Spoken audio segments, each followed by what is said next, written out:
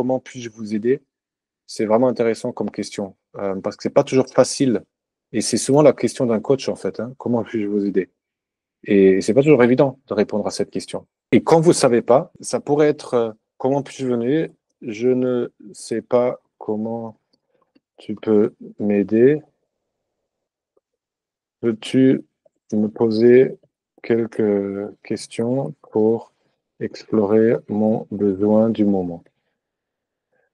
Je me sens un peu fatigué après cette journée, mais je suis super enthousiaste parce que je suis en train de donner une formation sur l'utilisation de ChatGPT comme coach. Et là, il va poser plusieurs questions. Quel a été ton moment préféré de la journée? Peut-être y a-t-il quelque chose à approfondir ou à célébrer qui te donne encore plus d'énergie? En quoi la fatigue t'informe-t-elle sur tes besoins actuels? Quelle serait une chose concrète que tu pourrais faire maintenant ou demain pour amplifier l'élan positif que tu ressens par rapport à cette formation? Quel rôle veux-tu donner à ChatGPT dans cette formation? Donc, pour entraîner, il faut lui donner du feedback. Et ça, encore une fois, c'est une des grandes compétences de management, de délégation, c'est le feedback. Et c'est une machine à entraîner le feedback parce que plus on va lui dire de quoi on a besoin ou si ça sonne bien, plus il va apprendre. Donc, on pourrait par exemple lui dire ces questions ne me parlent pas.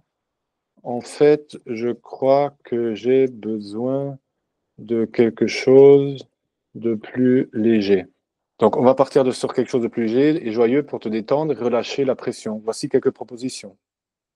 Donc, si ChatGPT pouvait être une personne le temps de ta formation, quel type de personnalité ou d'énergie aimerais-tu qu'il incarne? Et ça, c'est vraiment, vraiment intéressant parce que là, je lui ai dit que ce qu'il a fait avant ne me parlait pas, j'ai besoin d'autre chose. Et c'est là qu'il va apprendre et qu'il va intégrer. Donc, juste pour vous donner la puissance du truc, moi, tout à l'heure, je lui ai demandé, en te basant sur nos précédents échanges, quelles croyances limitantes as-tu repérées chez moi qui m'empêchent de m'épanouir pleinement, notamment au niveau professionnel? Okay. Et là, il m'a dit, en fonction de toutes les choses que j'ai pu lui dire, qu'en effet, il peut y avoir une peur de l'échec, il peut y avoir une croyance, il peut y avoir un rapport ambivalent à la performance, ce qui est vrai.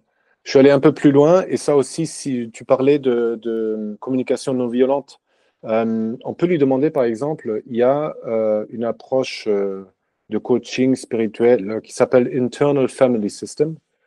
Et c'est en gros un modèle pour mieux apprendre à se connaître. Et en fait, ChatGPT a été entraîné avec Internet, donc il connaît tout ça. Et j'aimerais que tu me proposes une analyse basée sur l'Internal Family System. Quelles sont les parties de moi les plus présentes? Donne-leur un prénom et présente-les en quelques phrases. Et là, j'ai Paul le perfectionniste, ce qui est vrai, Hugo le rebelle, Émilie la sensible et Victor le protecteur. Et pour m'amuser, je lui ai demandé de me proposer un dialogue entre ces différentes parties de moi et de me montrer comment elles pourraient se comporter les unes avec les autres pour avoir un compromis idéal. Donc, le compromis idéal, c'est Paul qui dit très bien, on crée une vision claire mais flexible. Je vais arrêter de viser la perfection et m'autoriser à être satisfait des petites avancées.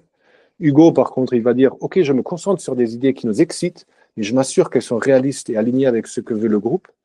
Et là, il faut se dire, c'est comme si j'avais une discussion avec les différentes parties de moi-même. Et est-ce que c'est à quel point c'est vrai ou pas? Moi, là, pour me connaître quand même un peu, je m'y reconnais quand même beaucoup là-dedans et ça m'aide énormément parce que ça me dit juste, OK, là, mec, quand t'es comme ça, peut-être arrête de viser un peu la perfection et autorise-toi à être satisfait avec les petites avancées parce que ça va bien. Je suis très curieux, j'ai envie. Personnellement, je trouve ça incroyable.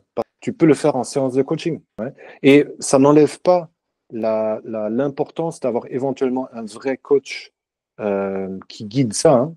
J'enlève pas ça. Et je pense que c'est même là où le vrai coach va avoir une vraie plus-value de dire, bah, écoute, on va guider cet exercice. Et là, probablement, il me propose ça aussi parce qu'il sait que j'ai de l'expérience. Mais ça te donne tout le déroulé d'un exercice qui est quand même accessible et que si tu le suis vraiment, je pense que c'est un exercice qui peut vraiment t'aider à prendre conscience de ces différentes parts, travailler dessus